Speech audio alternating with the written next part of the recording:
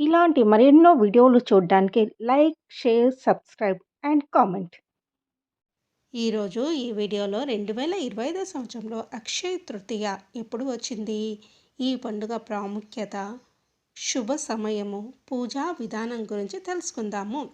హిందూ మత విశ్వాసాల ప్రకారము అక్షయ తృతీయకు ఎంతో ప్రాముఖ్యత ఉంది. ఈ పవిత్రమైన రోజున ఎలాంటి శుభముహూర్తం చూడకుండా ఏ పని చేసినా విజయం దక్కుతుందని చాలామంది నమ్ముతారు.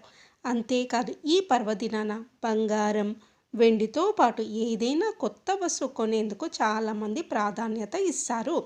అయితే గ్రంథాల ప్రకారము ఈ రోజున విలువైన వస్తువులను కొనడమే కాదు, దాన ధర్మాలు చేయడం వల్ల శ్రీ విష్ణువు, లక్ష్మీదేవి అనుగ్రహం లభిస్తుందని పండితులు చెబుతున్నారు.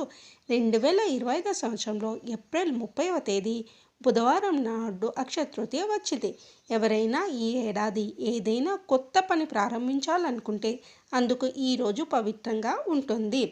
ఈసారి అక్షయ తృతీయ అనేక శుభయోగాలతో ఏర్పడనున్నది. పూజ శుభముహూర్తం గురించి తెలుసుకుందాము.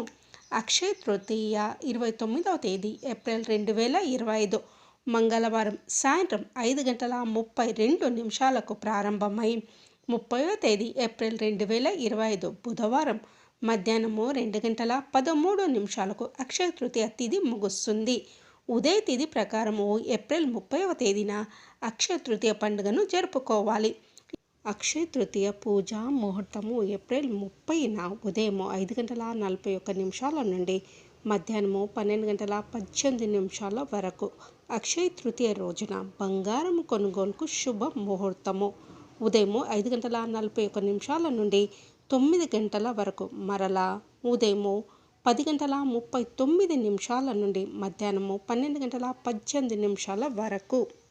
ఈ పవిత్రమైన రోజున చాలామంది బంగారం, వెండితో పాటు విలువైన వస్తువులను కొనుగోలు చేసేందుకు ప్రాధాన్యత ఇస్తారు.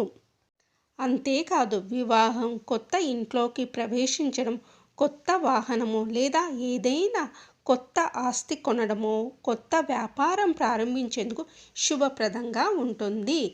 అక్షయం అంటే ఎప్పటికీ తరగనిది. హిందూ పురాణాల ప్రకారము వేద వ్యాస మహర్షిని శ్రీ మహావిష్ణువు అవతారంగా పరిగణిస్తారు. వ్యాసుడు అక్షయ తృతీయ రోజున మహాభారతాన్ని రచించడం మొదలుపెట్టాడు. అంతేకాదు ఈ పవిత్రమైన రోజే గంగమ్మ తల్లి దివి నుంచి భువికి దిగి వచ్చింది. కుబేరుడు అక్షయ తృతీయ రోజున లక్ష్మీదేవిని పూజించి ధనవంతుడయ్యాడు. మహాభారతంలో శ్రీకృష్ణుడు ద్రౌపదికి చీరను ప్రసాదించింది కూడా ఈ రోజే.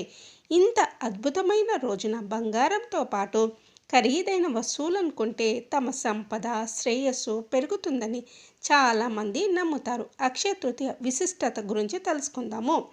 అక్షయ తృతీయ వంటి పవిత్రమైన రోజున లక్ష్మీదేవిని పూజించడాన్ని ఎంతో పవిత్రంగా భావిస్తారు. శాస్త్రాల ప్రకారం ఈ రోజున కృష్ణుడు యుధిష్ఠునికి అక్షయ పాత్ర ఇచ్చాడు.